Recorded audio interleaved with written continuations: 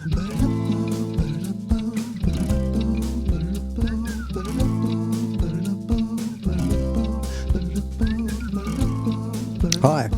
and welcome to episode 8 of the Barely Normal podcast. I am still Luke. I think, therefore I am. And if I didn't think, would I still be? And would it matter to anybody else besides me? Trees in the forest falling. Does it matter to anybody besides the tree? Or their offspring? If you don't have kids, you're the first one in your line, all the way to single-cell organisms that don't. So, which would make you broken? It's kind of the equivalency of not reading is the same as not being able to read. If if reading something was going to save your life, I suppose. Or give you another generation, or prolong life. Or, yeah. It's really interesting, like I suppose the rules of life, not necessarily like social rules of how do you navigate life, but more along the lines of how life finds a way.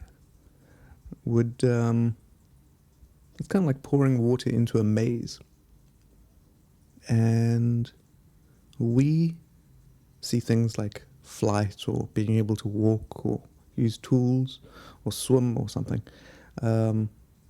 As tools that we've kind of claimed, but they're probably more like just turning corners in a maze, water in a maze. It's just adapting.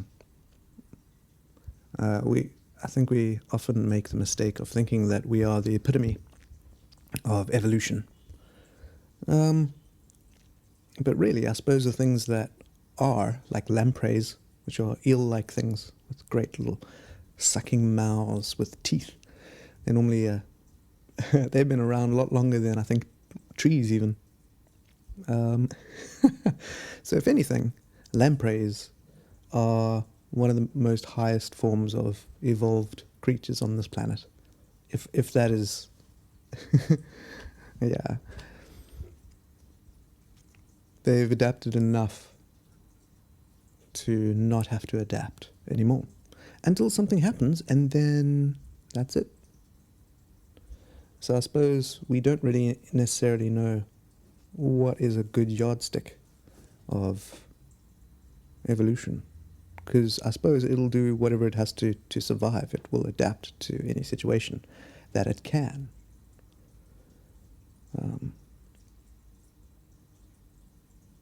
And it's come up with a few really interesting little tricks to make sure that it doesn't kind of degrade. Because you'd think, like if you count the grandparents and the great-grandparents and so on, like there's a lot more people than there were, which means that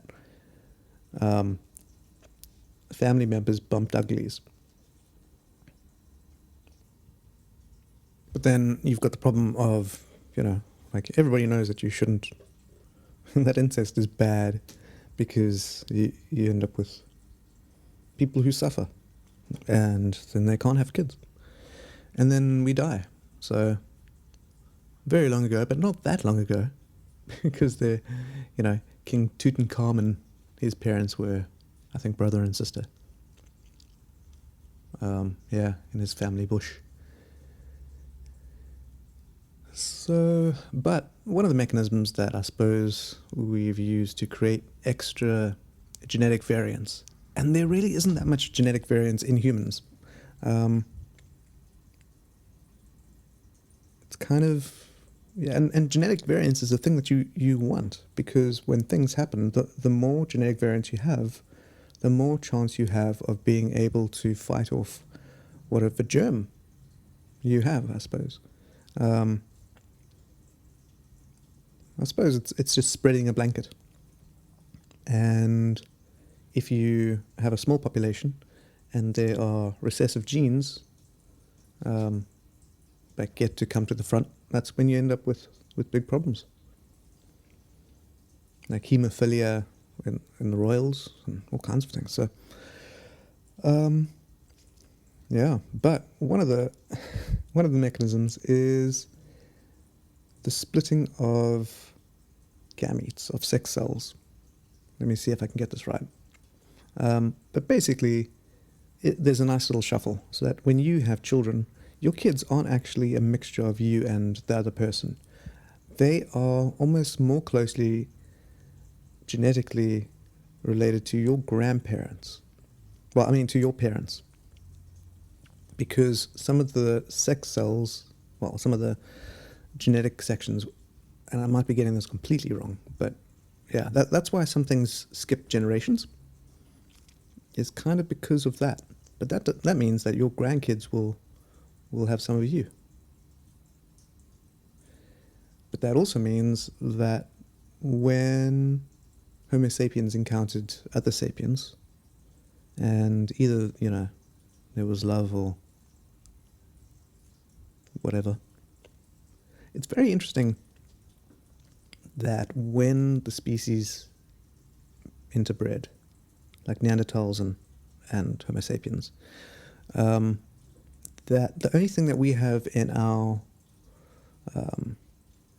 record, genetic record, is kind of one-sided. So it's usually, I think, Homo sapien female and Neanderthal male. And they think maybe it wasn't possible to have viable offspring if it was the other way around, which is totally possible. Or it's also possible that these were examples of, capture and create a harem, maybe. And maybe Neanderthal women were more to handle than Homo sapien women, especially if you consider that they were considered 6 times bigger than us, or 6 times stronger, at least. Not much bigger, but they were much more robust.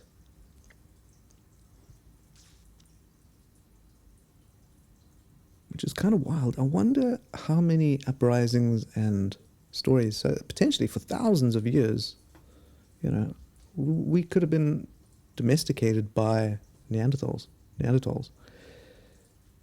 Apparently, the word Neanderthal is supposed to be said without the th, like the th, because it's there's no th sound in Latin or the other Germanic languages where, in that case.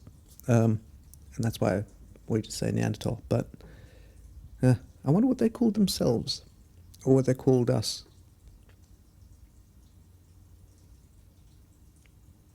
It would have been really interesting to see if we ever develop time travel or something like that.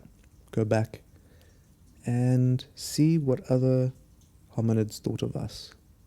Or at least see how different they are, so that we would be able to see the contrast enough in ourselves to know what makes us us.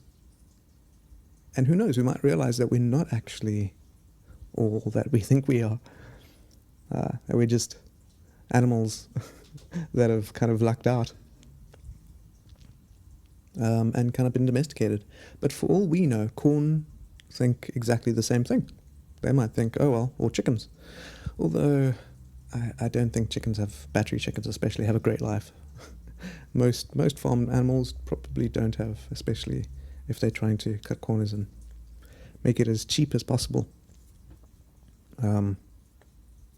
Yeah, that seems to be a bit of a value gap, or a value leak, where things just go down to, like the main bill just drops down to whoever's at the bottom of the rung, whether that's a battery chicken or a web developer in India. But I suppose might is right in a weird way, in that whatever is defendable is permissible often. So it'll be interesting when we have more, I suppose, real estate in other places besides Earth, because how do you defend it? And then you kind of find out, okay, well, there's my signal. Anyway, I hope you have a wonderful day, And I will see you in the next episode of the Barely Normal podcast. Let me know if you like these. Let me know if you hate these. Let me know if you're ambivalent. Let me know if you listen all the way to the end. And, one last thing.